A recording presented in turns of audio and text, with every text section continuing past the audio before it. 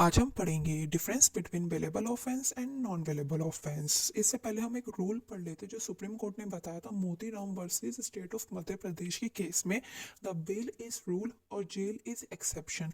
इस रूल का मतलब है कि जो हमारा article 21 of the Indian constitution है उसको सपोर्ट करना चाहिए in the case of bailable offence. अब हम पढ़ेंगे differences between bailable offence and non bailable offence. दोनों ही डिफरेंस को डिफाइन करा गया है सेक्शन 2C ऑफ BNSS, भारतीय नागरिक सुरक्षा संहिता बिल 2023। तो जो बेलेबल ऑफेंस होता है उसका मतलब क्या होता है? Means an offence which is show as bailable in the first schedule और which is made bailable by any other law for the time of being in force. Bailable offence वो offence होते हैं जिनको फर्स्ट शेड्यूल में bailable बताया गया है, और जब वो फोर्स में आते लाइक कुछ ऑफेंस हो गया, जैसे ही वो ऑफेंस होता है उस टाइम पे वो फोर्स में आ जाता है। तो उस टाइम पे कोई भी अदर लॉ बोलता है कि भाई ये ऑफेंस इतना ज़्यादा सीरियस नहीं है, इस पर्सन को बेल दे देनी चाहिए, तो ऐसे ऑफेंसेस में एक्यूज को बेल मिल जाती है। But on the other hand non bailable offence क्या होते हैं? जो भी ऑफेंस बेलेबल होते हैं उनसे अलग सारे ही ऑफेंस हमारे नॉन बेलेबल ऑफेंस कहलाए जाते हैं। फिर अब सेकंड बात करते डिफरेंस हैं। बात करता है offence other than the BNS. कौन कौन से ऑफेंस है जो आईपीसी या फिर हमारे बीएनएस से अलग है? Second part of the first schedule of the Sanhita deals with offence other than the BNS and provides that if the offence is punishable with imprisonment for less than 3 year और with fine only that offence shall be treated bailable offence.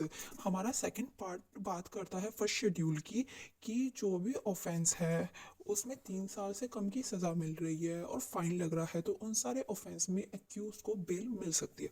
But on the other hand second part of the first schedule of the Sanhita deals with offence other then BNS and provide that if the offence is punishable with death, imprisonment for life or imprisonment for 3 years or more than that offense shall be treated as non-bailable offense.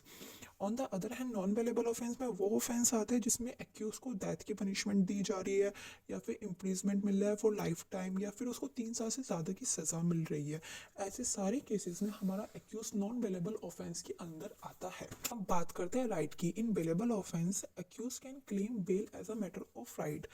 इसको समझने के लिए हम समझेंगे article 21। Article 21 of Indian constitution ये कहता है कि एक पर्सन के पास उसके right to life and personal liability है। तो इधर एक्यूज बोल सकता है कि भाई मेरे पास राइट टू लाइफ और पर्सनल लाइबिलिटी है, और जो मैंने क्राइम करा है वो इतना भी ज़्यादा सीरियस नहीं है, तो मुझे बेल ग्रांट कर दी जाए।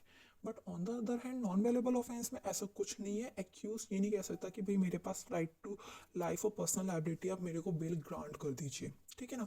अब बात करते हैं एंटिसिपेटरी बेल की। जो हमारा एंटिसिपेटरी बेल का प्रोविज़न है वो हमारे बेलेबल ऑफेंस में नहीं दिया गया, बट हमारे नॉन बेलेबल ऑफेंस में एंटिसिपेटरी बेल का प्रोविज़न दिया गया है। एंटिसिपेटरी बेल कुछ केसेस में सुप्रीम कोर्ट, हाई कोर्ट है ना, बेल अप्रूव्ड कर देते हैं एक्यूज के लिए। ये वो होता है जो कि डिफाइन करा गया है section 528 of BNSS।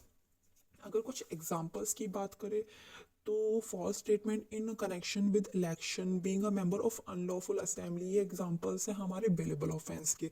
But on the other hand murder, rape, ये सब एग्जांपल्स हैं हमारे नॉन बेलेबल ऑफेंस के। इसके बाद हमने दो लैंडमार्क केसेस लिखे हैं both bailable and non bailable offence के बारे में।